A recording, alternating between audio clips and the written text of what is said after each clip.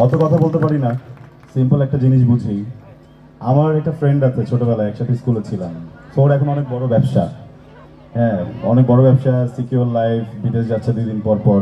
তা আমাদের জন্য তো আসলে বিদেশে যাওয়া খুব কঠিন একটা বিষয়। তো ওর জন্য খুব সোজা।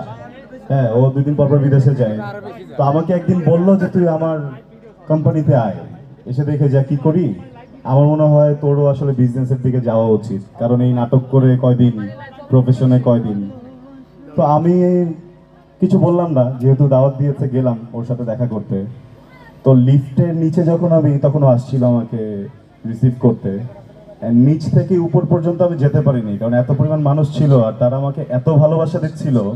তো তখন আসলে আমি বুঝলাম যে আমার ওই ফ্রেন্ডের কোম্পানিতে ও হয়তো বা বস, ওর হয়তো অনেক টাকা আছে, ও হয়তো 2 দিন পর বিদেশে যায়, যেটা আমি পারি না।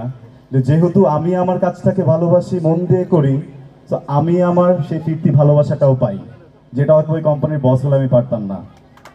হ্যাঁ, তো আপনাদের জন্য একটা অ্যাডভাইস থাকবে। আমি অনেক ছোট মানুষ, তারপরে বলছি, আপনারা একদম যে যেই কাজটা করছেন